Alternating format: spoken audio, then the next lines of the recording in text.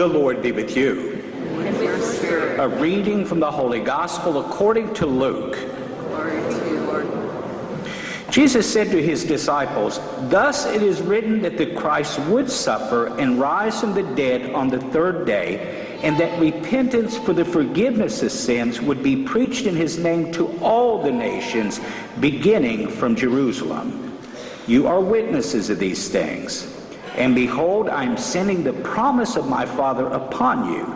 But stay in the city until you are clothed with power from on high." And he led them out as far as Bethany, raised his hands, and blessed them. And he blessed them, then he parted from them and was taken up to heaven. They did him homage, and then returned to Jerusalem with great joy. And they were continually in the temple, praising God. The Gospel of the Lord. Praise to you, Lord Jesus Christ.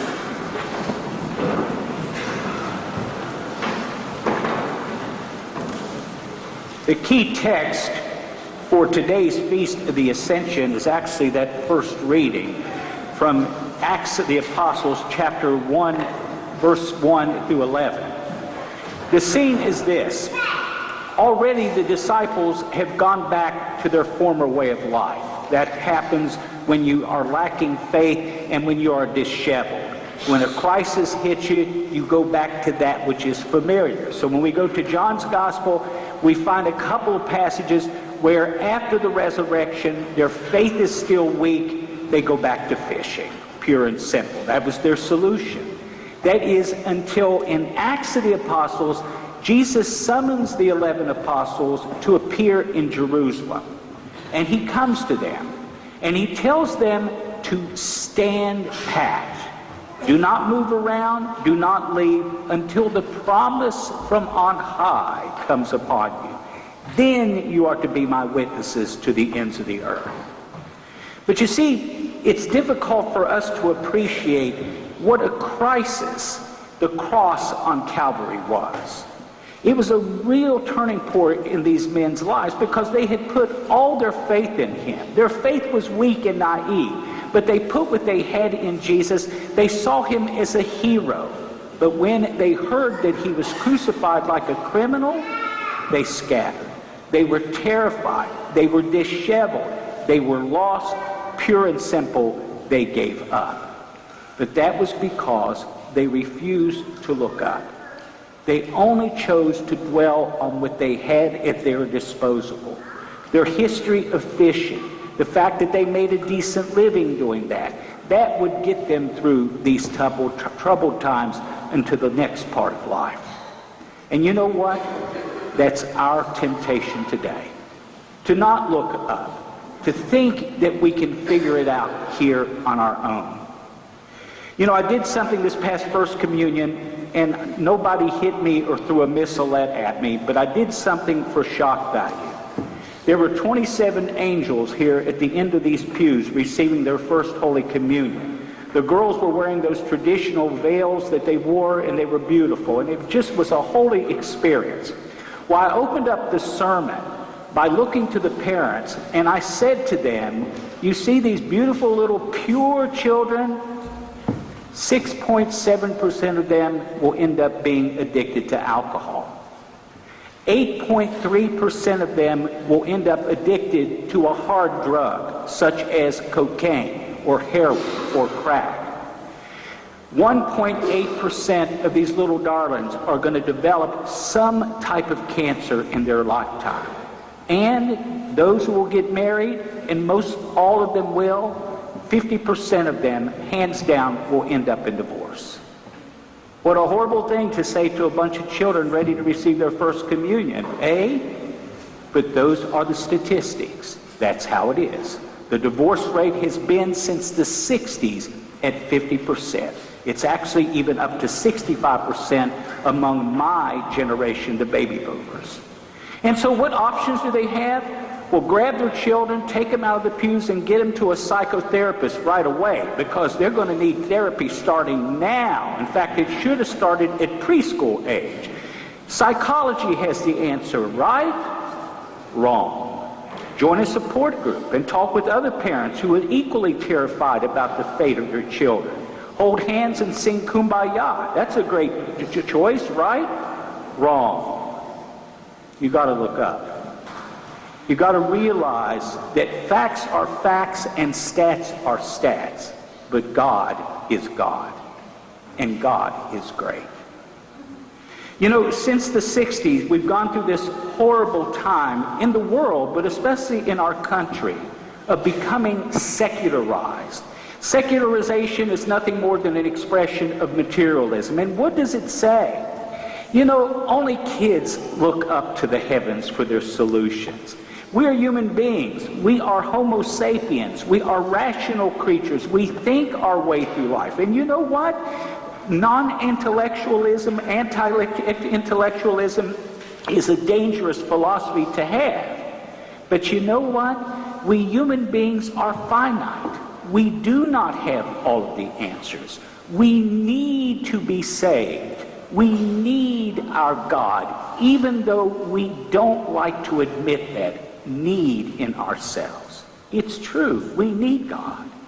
And so what happens during secularization, you stop looking to the heavens and your faith goes into science. Now, please note, I am not anti-scientific. Believe it or not, theologians are scientists. We were steeped in the scientific method. But unfortunately, since the 60s, to a fault. I'll never forget, 1 month before I was scheduled to leave the seminary, I was the senior class guy. I finally made it. And I knew if I can just keep my nose clean for 30 more days, I'm out of here. Only to have our senior class summoned to the conference hall to have a lecture by the rector. The rector is the priest that's over the seminary. And I remember thinking to myself, darn, I almost made it out of here. What's he going to talk to us about? We were told that it was an important lecture. So we go into the lecture hall, the seniors, and there we are. Just so you know, in the seminary, you graduate, you get all your degrees, then you go back to your diocese to get ordained. The academics always comes first, unfortunately. And so there we are, wanting to know what Father Levitt was going to say to us. And so here is what he said. He got up and he said, "Gentlemen, I need to make an apology to you on behalf of the seminary." I'm thinking, oh my, am I awake? He said, "We trained you to be scholars, not pastors." And you know what? If I could have had a blood pressure cuff on, I would have registered 800 over 600. I was furious. All I could think of was, why do you wait to now to tell us that? 30 more days and I'm out of here, and you're telling me you trained me to be a scholar instead of a pastor? But you know what? Looking back as I did, that's exactly what happened to us. First of all, when I was interviewing for the seminary, I went through 3 days of psychological testing, oral and written. My head was spinning when it was all done. And I'll never forget, I don't remember anybody asking me if I prayed, what my prayer life was like. It was all about my personality. It was all about my psychology. So if anybody tells you Father Jim is nuts, you can tell them I am not, and I have papers to prove it. And then, one of my first shocks in that seminary was a Filipino seminarian coming to me from the Archdiocese of Manila, Jerry Santos. He came to me and he was really upset, and I said, "What's going on?" He said, "They write you up around here if you pray the rosary." I said, "Oh, come on." Because I was praying the rosary 3 times a day, morning, noon, and night. And he said, "Oh yeah, it's the truth." So we had to go underground to pray the rosary. Because if you prayed the rosary and you got caught, you were considered too conservative. Too conservative. It's pretty shameful, especially with the seminary named St. Mary's, huh? Amazing.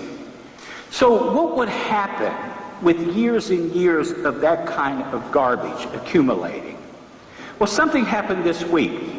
I didn't get a chance to announce it last weekend at Mass, and I apologize, but I had to go this week to the annual priest convocation in Charleston. It's an annual affair. It's a command performance. All the priests get together with the bishop and so on and so on. And they always bring in some high-powered speaker. It's almost always in the area of psychology. They've got somebody coming in to talk to us about psychological concepts or sometimes sociological concepts. Well, they had scheduled this year a guy by the name of Monsignor Edward Arsenault. He was a priest of the Diocese of Manchester, New Hampshire, and his claim to fame is that he was president and CEO of the St. Luke Institute in Maryland. And what is the St. Luke Institute? It's one of a few places in the country where bishops send priests who are convicted of pedophilia, child sexual abuse, alcoholism, drug abuse, gambling addiction, whatever the case may be. Troubled priests are sent to this place, the St. Luke's Institute. And so he was going to come to talk to us about psychological abnormalities and this kind of stuff. Well, they also put out his dossier, and I'll just share with you some of his things that they wrote about him. Monsignor has been a leader in promoting safe environment programs for dioceses nationwide. Just so you know, the Safe Environment Program is the Catholic Church's method of dealing with protecting children from child sexual abuse. As chairman of the board of the National Catholic Risk Retention Group, he shepherded the development of the Veritas program. The Veritas program, also called the Program of Protecting God's Children, is a program that everybody in the Catholic Church, in theory, is supposed to go through, this Veritas training. It's 2 hours long, and it's meant for not only paid employees who work with children, but also volunteer employees who work with children. Also, we're told that Monsignor Arsenault, who chaired the Board of Governors of the Catholic Medical Center healthcare system in New Hampshire. In other words, this guy, no doubt about it, in ecclesiastical circles, was on the way up the corporate ladder. He was destined to become a bishop.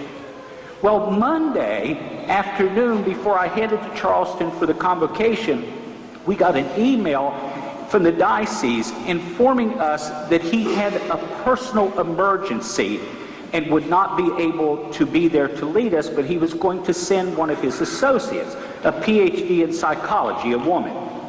And so I went on to Charleston on Tuesday, and it'd been a particularly long day here in Tuesday. I had a couple funerals and everything. So by the time I got to Charleston and had supper, my eyes started to glue together. So I knew it was time to go to bed. So I figured I'd go back to my hotel, get a good night's sleep, and I'd be ready to learn what they had to say the next day. So I go back to my room, and I went on the internet just to check some of my Catholic websites for news updates. And what popped up as a news flash stunned me. It was all about Monsignor Edward Arsenault. He is under investigation by the FBI for financial impropriety, and he was suspended as a Catholic priest by his bishop that same day for sexual impropriety. This is the guy who designed the program to protect our children from child sexual abuse. He got caught. My point is this. Why did no one vet this guy before they sent him to Charleston to teach us about abnormal psychology? Why did no one ask the question, what's his spiritual life like? Oh, PhD in psychology, CPA, all that kind of stuff. But he's under investigation now by the FBI. You see what I'm saying to you? That's an example of what happens when you put your faith in secularization.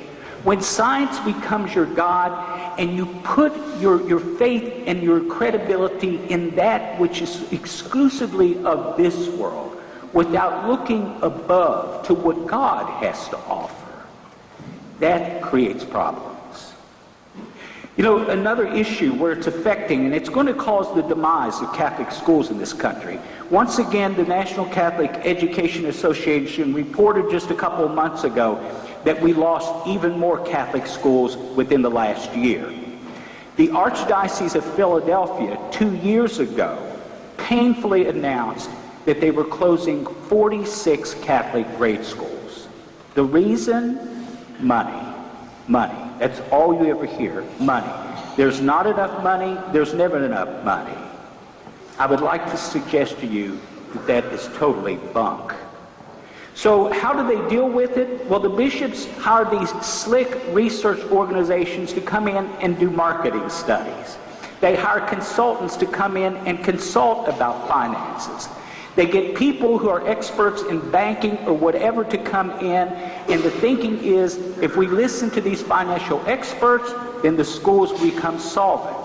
And they continue to fall and fall and fall and fall. You know what the definition of insanity is? Doing the same thing over and over again and expecting a different outcome, that's insanity. But you know what? There's an answer. But nobody seems humble enough to go look at it. The answer? Well.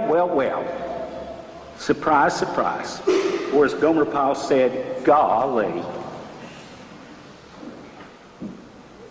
There's a miracle that is being celebrated 20 years in duration this year in, of all places, the Diocese of Wichita, Kansas. Now you may be saying to yourself, well, what good comes from Kansas? May I remind you, Dorothy's one, and also corn huskers. A lot of corn out in Kansas, and some wheat too. What's going on in Wichita, Kansas? For the last 20 years, my friends, Catholic education at every level has been tuition free. Tuition free. Father Jim, there's a gimmick. You're not telling us everything. There's a gimmick. No, there's no gimmick. Tuition is free in the Diocese of Wichita at every level of Catholic education. Well, Father, how do they do that? They stop looking to development directors. They stop looking to financial experts. They stopped consulting with consultants. And they started praying. And guess what? It worked. It worked. It worked. What do I mean by that? Get everybody here praying on their knees, and all of a sudden God's going to pour tons of money on Huntington, and tuition will be free at Our Lady of Fatima forever. That's not the way it works. You got to have a deep-seated spirituality. That's what's it about. You put God first in your life. You see, so many of these Catholic schools in Wichita have Mass every day for their students. Those of you who are my age or older who went to Catholic school, you remember having Mass every day at school, every day, and confessions were frequent. You see, when you put the Catholic back in the Catholic school, then miracles happen. But the problem with Catholic schools, they become secularized. I have had battles with more than one superintendent over the fact that we should have Mass every day in Catholic schools. And you know what they say to me? Well, the state requirements do not enable us. We have a certain amount of education time we have to get in place every day, or we don't meet state regulations. And I said to this one nun who was a superintendent, hey, sister, do you worship Caesar or do you worship God? If Wichita can do it, why not every school in the country? Just recently, we had a meeting in Charleston that Monsignor Ed Sadie called for all the priests who had Catholic schools in the Charleston, Huntington area. And I went there and I listened for about an hour, as long as I could take it, to everybody talking about what they were going to do, their proposals for funding Catholic schools. And they all boiled down to raising parish taxes. They call them assessments, but it's a tax. We tax the parish, the income from the parish, and pay for the Catholic education. Well, I let everybody talk and have their say. Then finally, when Monsignor Sadie said, does anyone else have a comment or question? I raised my hand. I said, how come nobody's humbled themselves to go to Wichita and see how they do it? We got very quiet. And then he looked at me, Monsignor said, and he kind of said it under his breath. He said, well, priests have to work there. That's why they can do that. Oh, really? Priests have to work, say Mass, hear confessions daily. Tough work, isn't it? But my point is this. As long as we buy into the secular model, you can continue to kiss Catholic education goodbye. It's going to die slowly on the vine, a school at a school as a school. We got to remember the focus of a Catholic education is Catholic faith. And when you do less than that, you're in trouble. And all the people that argue and say, well, we have state requirements to meet. You know what? If we did our education in the Catholic manner, do you think for 1 minute MIT, Harvard, or Yale would refuse one graduate of a Catholic school? Because we do education well, but we pray even better. The Pope Francis, you all know I love this guy. I'm a fanatic and a fan. I just can't get enough of what he has to say. But the interesting thing about what Pope Francis has said of recent is that it hasn't been directed to you all in the pew. It's been directed to the priest and the hierarchy of the church. Wonder why? And some of his announcements have been scathing. Listen to what he said this past week. Corruption is worse than sin because it hardens the heart to God. Now, who is he talking to? He's not talking to bank executives or hospital administrators. He's talking to priests, bishops, cardinals, and popes and sisters. Listen what he says. A corrupted religious life may be used as a vehicle to find satisfaction in the products offered by the supermarket of religious consumerism, such as satisfaction in professional skills, in the outcome of their projects, or in the esteem associated with their position. You know, it's interesting. When I was at the seminary, we had several sisters, nuns, on the faculty. You dared not call them sister. You called them doctor, because all of them had PhDs. So if you called sister doctor, you were okay. But if you called doctor sister, they wrote you up as being too conservative. You hear what the Pope is saying to him? You're too full of your own ego, pal. Others may try to fill the emptiness in their lives with an intense social life. They love going out, vacationing with friends, huge meals and celebrations, and make sure they get invited to every occasion. Is the Pope being a party pooper? No. There's nothing wrong with going out to dinner with friends every now and then. But when that becomes your way of life, when you want to live the glamorous life and you make vows to God, then you're serving man and not God. And then listen to this. Women and men who become corrupt in their religious life are afflicted with spiritual worldliness, he says, which is like paganism in ecclesiastical clothing. Oh my. Or in other words, if you're a priest and you're driving a BMW, Mercedes, if you're driving a Cadillac Escalade, if you're driving an Audi or Volvo, then you ain't cutting it in terms of the priesthood of Jesus Christ. Recently, he also really said something quite scathing. He talked about climbers in the church. Climbers are those people, and I saw them in the seminary, and you see them in every diocese. You see them in the Vatican. They're always trying to get a position higher, a higher position. They step on whoever they need to step on to get there. Listen what the Pope said about climbers. Are you ready for this? This came from the lips of Pope Francis. They are burglars and thieves. Strong language, huh? Why are they burglars and thieves? Because they're stealing the glory away from Jesus and putting it on themselves. The point he's making is this. It doesn't matter where I'm Pope, Archbishop, Cardinal, or whatever I am. Everything that I am in this life is meant to give glory to God. But you know what? That's not just with priesthood. It's the same way with doctors. You can't walk around with an overinflated ego expecting people to bow and stoop, because you were given the gift of a good intellect to learn medicine to give glory and praise to God. You husbands, you wives, You were meant through your marriage to give glory and praise to God. It's not about body beautiful or being romantic 24 hours a day. It's about saying, how can I make my spouse holier, and how can we both give glory and praise to our God? Do you see what I'm saying to you? We've gone so far off kilter, but God is calling us back. The answer to the human dilemma, the answer to human problems, does not lie in this world.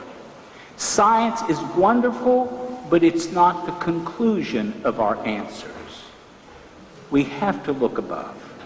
We have to look to God and ask for his help and follow his way.